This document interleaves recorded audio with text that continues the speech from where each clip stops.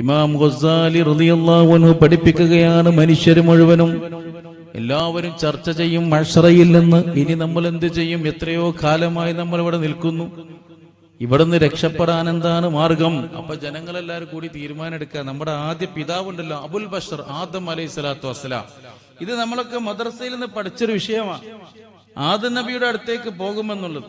പക്ഷെ പോകുമ്പോൾ അവിടെ എത്താൻ എത്ര സമയം പിടിക്കുമെന്നുള്ളത് നാം ചിന്തിച്ചിട്ടില്ല.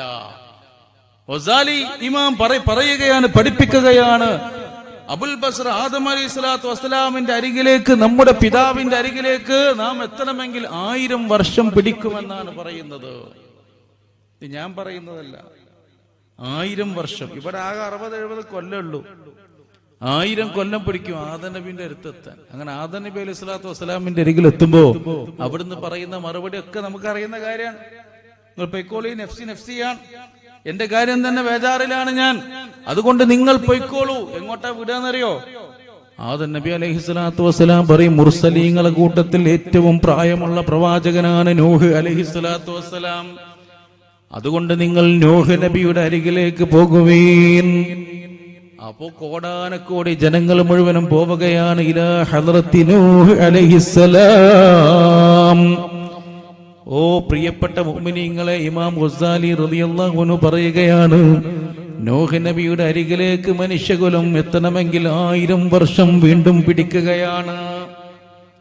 അപ്പൊ 2000 കൊല്ലമായി മഹ്ശറയിൽ നാം ചുട്ടുപഴുക്കുന്ന സൂര്യന്റെ ചുട്ടുപഴുക്കുന്ന ചൂടേറ്റുകൊണ്ട് അതിശക്തമായ ചൂട് അടിയിൽ നിന്നും ആ ബീഭത്സകരമായ രംഗത്തിൽ തളരുന്നു, തകരുന്നു, വിയർത്ത് കുളിക്കുന്നു, വല്ലാത്ത അവസ്ഥയാണ്. പിന്നെ നൂഹ് നബിന്റെ അരികിൽ എത്തുമ്പോ അവിടുന്ന് പറയുകയാണ്, ഇല്ല, നിങ്ങൾ അടുത്ത പ്രവാചകൻ അവിടേക്ക് പോകൂ, ഇബ്രാഹിം നബി അലൈഹി സ്വലാത്തു വസ്സലാമിന്റെ അരികിലേക്ക് പോകൂ. അവിടുന്ന് അടുത്ത പ്രവാചകന്റെ അരികിലേക്ക് വിടുന്നു, ഈസാ നബിയുടെ അരികിലേക്ക് വിടുന്നു, അവിടുന്ന് പിന്നെയും വിടുന്നു, അവിടുന്ന് മൂസാ നബി അലൈഹി സ്വലാത്തു വസ്സലാമിന്റെ അരികിലേക്ക് പറഞ്ഞയക്കുന്നു. ഇങ്ങനെ പോയി പോയി ഓരോ പ്രവാചകന്മാരുടെ അരികിലേക്ക് പോകണമെങ്കിലും 1000 വർഷം പിടിക്കുമെന്ന് അബൂ ഹാമിദിൻ ഗസാലി റളിയല്ലാഹു അൻഹു പഠിപ്പിക്കുമ്പോൾ, പ്രിയപ്പെട്ട മുഅ്മിനീങ്ങളെ, അവസാനം എത്തിപ്പെടാനുള്ള പ്രവാചകൻ നമ്മുടെ നേതാവ് മുഹമ്മദ് റസൂലുള്ളാഹി സ്വല്ലല്ലാഹു അലൈഹി വസല്ലം. ആ റസൂലുള്ളാഹിന്റെ ഉമ്മത്താണ് നമ്മൾ. ആ റസൂലുള്ളാഹിന്റെ മേലിൽ ഒരു ദിവസം 1000 സ്വലാത്ത് ചൊല്ലുന്ന ഒരു മനുഷ്യനുണ്ടെങ്കിൽ ഈ പറയപ്പെടുന്ന ഇത്രയും ആയിരക്കണക്കിന് കൊല്ലങ്ങളൊക്കെ ചെറിയ ദിവസങ്ങളായിട്ട്, മണിക്കൂറുകളായിട്ട് അനുഭവപ്പെടുള്ളൂ. ഒരു ദിവസം 1000 സ്വലാത്ത് ചൊല്ലുന്ന മനുഷ്യനുണ്ടെങ്കിൽ, മൻ സ്വല്ല അലയ്യ അൽഫ സ്വലാത്ത് സഅഹമത്ത് ഖത്ഫുഹു ഖത്ഫി അലാ ബാബിൽ ജന്ന, എന്റെ മേലിൽ 1000 സ്വലാത്ത് ചൊല്ലുന്ന മനുഷ്യനും ഞാനും, സഅഹമത്ത് ഖത്ഫുഹു ഖത്ഫി, അവന്റെ തോളും എന്റെ തോളും പരസ്പരം കൂട്ടി ഉരതും, അലാ ബാബിൽ ജന്ന, സ്വർഗത്തിന്റെ കവാടത്തിൽ വെച്ച്, അഥവാ ഞാനും അവനും ഒരുമിച്ച് സ്വർഗത്തിൽ കടക്കുമെന്ന് ഷഫീഉൽ വറ റസൂലുള്ളാഹി സ്വല്ലല്ലാഹു അലൈഹി വസല്ലം തങ്ങൾ പഠിപ്പിക്കുകയാണ്. 1000 സ്വലാത്ത് ഒരു ദിവസം ചൊല്ലാൻ ആകെ 1 മണിക്കൂർ സമയം വേണ്ട. സ്വല്ലല്ലാഹു അലൈഹി മുഹമ്മദ് സ്വല്ലല്ലാഹു അലൈഹി വസല്ലം, അതൊരു സ്വലാത്താണ്. മഹദിയായിരിക്കുന്ന ഫാത്തിമ ബീവി ചൊല്ലിയിരുന്ന ഒരു സ്വലാത്തുണ്ട്, അല്ലാഹുമ്മ സ്വല്ലി അലൻ നൂരി വ അഹ്ലിഹി. സിമ്പിളായ സ്വലാത്ത്, അല്ലാഹുമ്മ സ്വല്ലി അലൻ നൂരി വ അഹ്ലിഹി. അലന്നൂർ, അന്നൂർ പ്രകാശം, റസൂലുള്ളാഹിനെ പ്രകാശം എന്നാ പറയുന്നത്. റസൂലുള്ളാഹിന്റെ മേൽ വ അഹ്ലിഹി, അവരുടെ അഹ്ലിന്റെ മേലിലും പടച്ചവനെ നീ സ്വലാത്ത് ചൊല്ലൂ. സിമ്പിളായ സ്വലാത്ത്. സ്വല്ലല്ലാഹു അലാ മുഹമ്മദ് എന്ന് മാത്രം ചൊല്ലിയാലും സ്വലാത്താ. അല്ലാഹുമ്മ സ്വല്ലി അലാ മുഹമ്മദ്, അല്ലാഹുമ്മ സ്വല്ലി അലൈഹി വസല്ലം, ഒക്കെ സ്വലാത്തുകൾ. അന്നൂറുൽ മംദൂദ എന്നൊരു ഗ്രന്ഥമുണ്ട്, അതിൽ പറയുന്നുണ്ടല്ലോ, ഒരുവിധം സ്വലാത്തുകളൊക്കെ അതിൽ രേഖപ്പെടുത്തിയിട്ടുണ്ട്. പറഞ്ഞു വരുന്നത് 1000 സ്വലാത്ത് പതിവാക്കാൻ നാം തയ്യാറാവുക.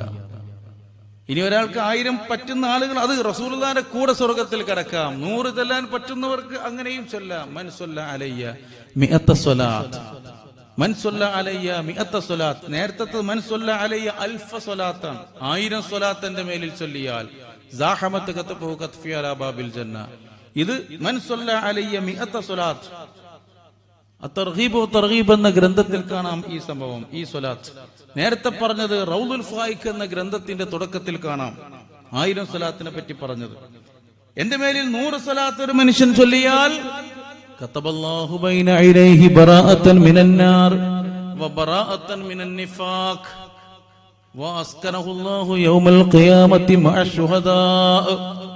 കണ്ടോ റസൂലുള്ള പറയാൻ, എന്തൊരു നല്ല ഹദീസാണ്, എന്തൊരു പ്രഖ്യാപനമാണ്.